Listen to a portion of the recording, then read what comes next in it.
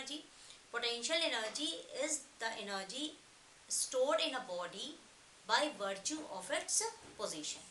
और एनर्जी की यूनिट जैसे जूल होती है, तो पोटेंशियल एनर्जी की भी यूनिट क्या हो जाएगी? Joule.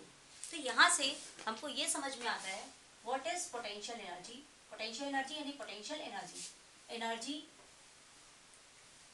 Due to virtue of its position.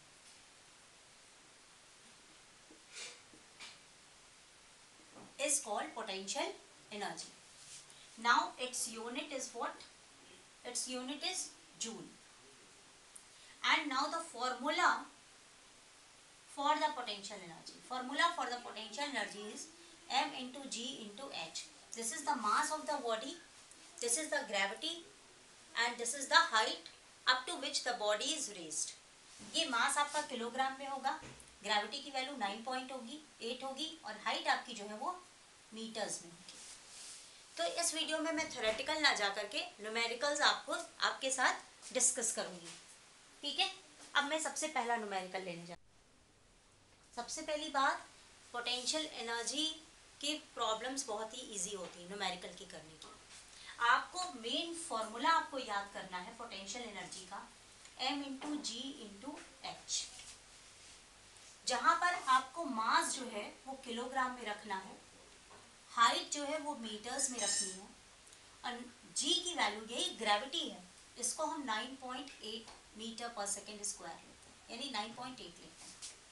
कहीं कहीं पर इस g की वैल्यू 10 भी ली जाती है, तो इससे कोई फर्क नहीं पड़ता क्योंकि 9.8 का राउंड ऑफ होके 10 होता है। अगर आपको क्वेश्चन में मेंशन है कि आप g की वैल्यू 9.8 लीजिए तो आप 9.8 से न्यूमेरिकल सॉल्व करिएगा। अगर 10 मेंशन है तो 10 से सॉल्व करिएगा, और अगर मेंशन नहीं है, दिया नहीं है क्वेश्चन में, तो आप कोई भी वैल्यू रख के क्वेश्चन सॉल्व कर सकते हैं। You are free to solve. अब आप ये क्वेश्चन देखिए, आपके पास एक क्वेश्चन है, if mass of the body is 2 kg, कोई बॉडी है उसका मास 2 kg है and it is raised to height of 10 metre, उसको हम जमीन से उठा के 10 मीटर की ऊंचाई पर लेके गए।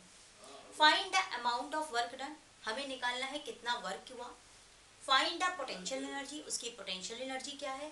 Find the energy possessed by the body.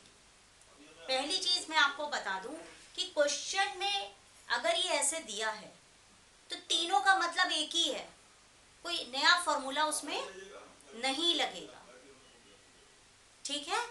चाहे पोटेंशियल एनर्जी कहा जाए, चाहे एनर्जी पजेस्ड बाय बॉडी कहा जाए, चाहे कहा जाए अमाउंट ऑफ वर्क डन। और आप कैसे जानेंगे कि यहाँ पर आपको फॉर्मूला mgh लगाना है।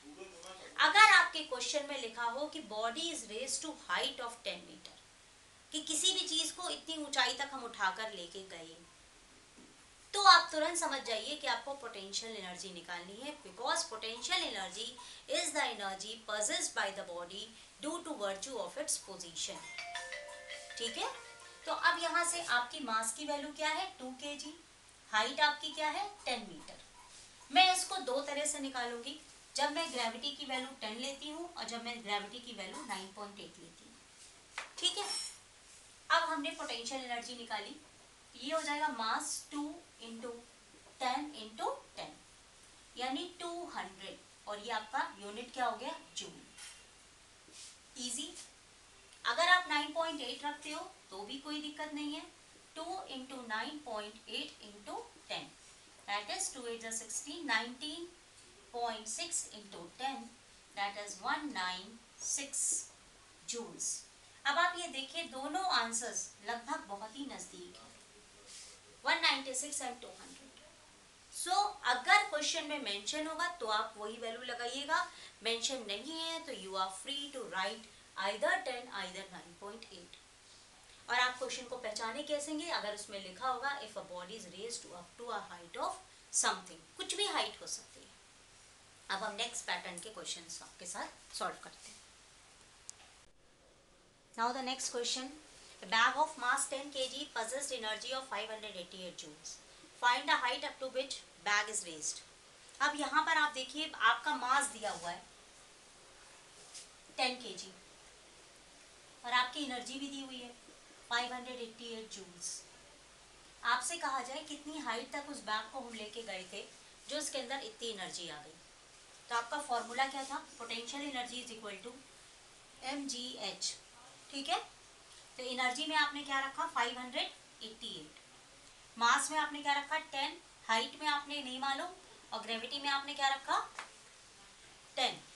तो हाइट की वैल्यू आपकी क्या आ जाएगी 588 अपॉन 10 इंटू 10, तो 2 जीरो है तो 2 पॉइंट लग गए, तो आपकी हाइट कितनी आ जाएगी 5.88 मीटर, यानी अगर आप राउंड ऑफ करोगे तो अप्रोक्सीमेटली 6 मीटर। तो दो चीजें दी हैं, तीसरी चीज पूछी गई है, तो आप इस तरीके से उसको निकालेंगे।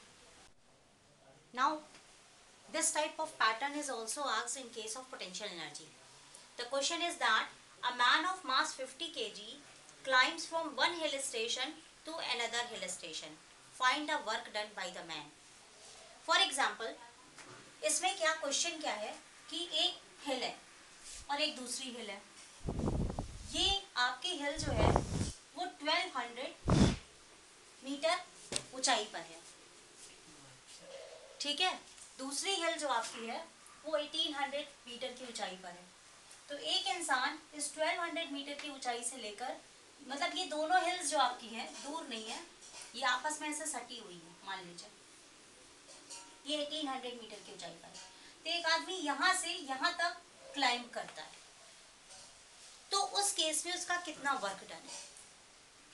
मतलब वो एक पहले से पहाड़ी पे खड़ा है जिसकी ऊंचाई 1200 मीटर है, और वो दूसरी पहाड़ी पर चढ़ता है जिसकी ऊंचाई 1800 मीटर है, सी लेवल के ऊपर। तो उसने कितना काम किया, यानी उसके अंदर कितनी पोटेंशियल एनर्जी स्टोर हुई। यानी कहीं पर भी कोई चीज अगर हाइट पर लेकर जाते हैं तो उसके अंदर एनर्जी पोटेंशियल एनर्जी के फॉर्म में स्टोर हो जाती है। तो यहाँ पर जो हमारी नेट हाइट हो जाएगी वो क्या हो जाएगी 1800 माइनस 1200 मीटर, यानी आंसर आपका क्या आ गया 600 मीटर। अब तो क्वेश्चन आसान हो गया। अब हम फिर से पोटेंशियल एनर्जी का फॉर्मूला लगाएंगे, mg into H. Mass of the man is 50 kg, gravity 10 and height is 600. So we overall have 6 5s are 30, 1 2 3 4, 1 2 3 4, 2 तो 4। क्लियर। अगर हम ये 3 हटा दें तो ये आपका जूल में आंसर है, यानी ये हो जाएगा 300 किलो जूल। तो इस तरीके से work done by a man means potential energy stored in the man. If you like the contents, then please like this video and share with other pupils. Thank you.